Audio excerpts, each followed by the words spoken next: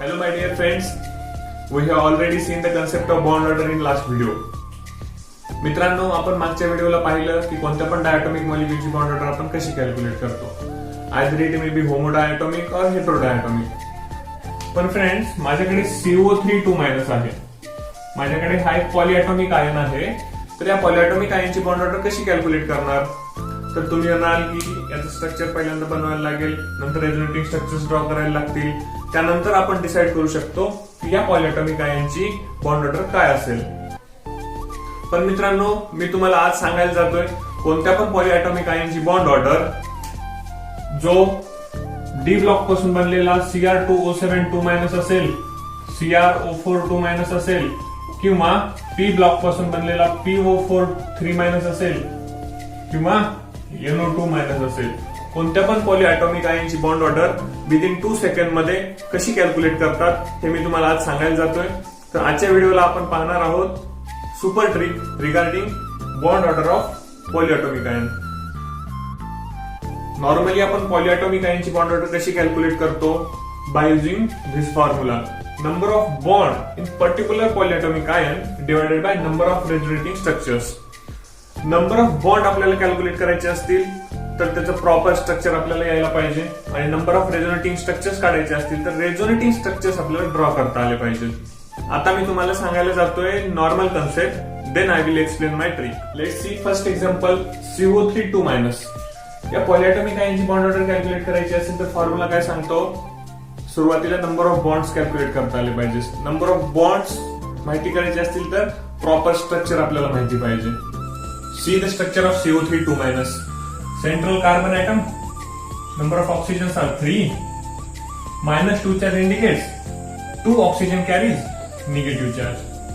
Negative oxygen connected by single bond, remaining oxygen connected by double bond. आता आपण सांगू शकतो की नंबर ऑफ बॉन्ड्स किती आहेत. 3 sigma bonds and 1 pi bond. There are 4 bonds in CO3 Then number of resonating structures. Hope you know the concept of resonance and how to draw resonating structures. In CO3 there are 3 resonating structures are possible.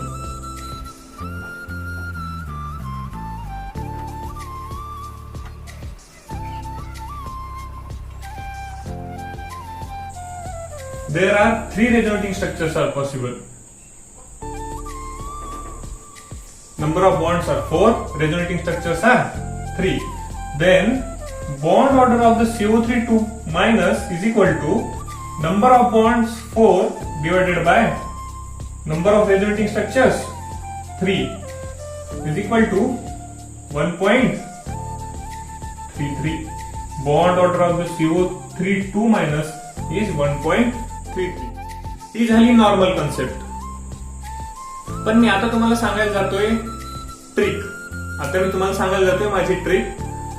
आता तुम्हाला नेहमी लक्षात ठेवायचंय number of resonating structure time taking process. आपल्याला तिथे time saving process use करायची आहे. Surrounding atom जेवढे असतील ना, सराउंडिंग ऍटम तेवढे रेझोनेटिंग स्ट्रक्चर्स असतात. एकदम गॅरंटी, त्या गोष्टीची एकदम गॅरंटी मी देतो की सराउंडिंग ऍटम जेवढे असतील ना तेवढे रेझोनेटिंग स्ट्रक्चर्स असतात. तर मग आता रेझोनेटिंग स्ट्रक्चर्स काढायची गरज नाही. Next example SO4 2 central atom sulphur, 4 oxygen atoms, 2 charge connected by single bond, remaining oxygen connected by double bond. Bond order is equal to number of bonds 1 2 3 4 5 6 and resonating structures is equal to surrounding atoms. माझी trick सांगते की resonating structure is equal to surrounding atoms 4, 6 by 4 is equal to 1.5. Next example, PO43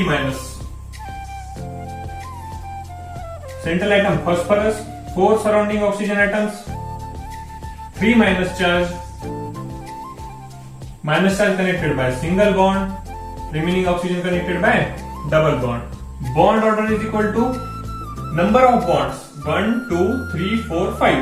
Number of bond divided by resonating structures माझी trick सांगते की surrounding atom is equal to resonating structures. Surrounding atoms are 4, resonating structures are 4. 5 by 4 is equal to 1.25. Next example, ClO4 minus. Central atom chlorine, 4 surrounding oxygen atoms. 1 negative charge connected by single bond, another oxygen connected by double bond. Bond order is equal to number of bonds 1, 2, 3, 4, 5, 6, 7. Number of bonds 7 divided by resonating structures is equal to surrounding atoms. 7 by 4 is equal to 1.75. Next example, NO2 minus.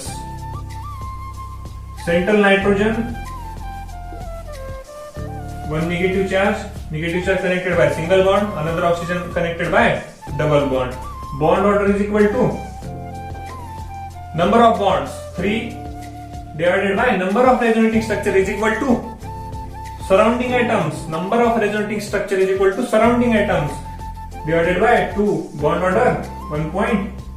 मित्रांनो, माझी trick सांगते की number of resonating structures is equal to surrounding atoms. Number of resonating structures is equal to surrounding atom.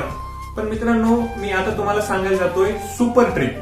एकदम मजेदार गोष्ट आहे की ट्रिकच्या वर ट्रिक आहे ही.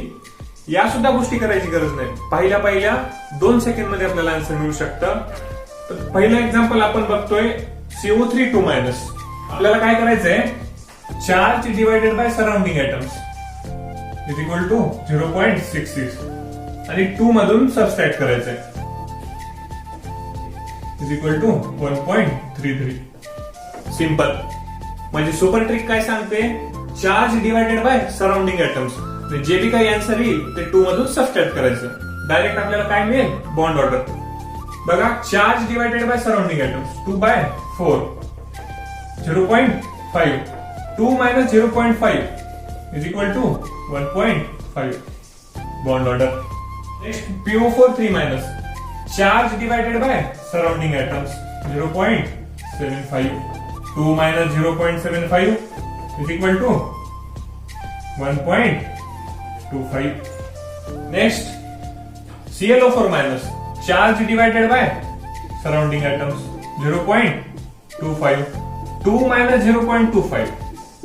Here is the answer, 1.75. Next, NO2 minus. Charge divided by surrounding atoms 0.5. 2 minus 0.5, 1.5. Here is the answer. In this way, we have to calculate bond order of each and every polyatomic ion by using my trick. Let's see some examples. First is MnO4 minus.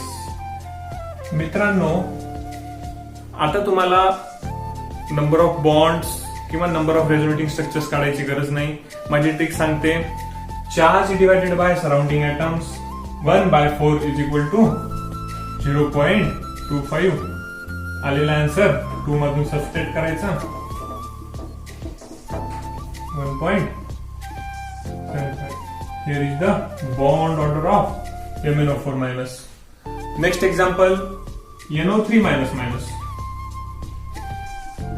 Charge divided by surrounding atoms 0.66.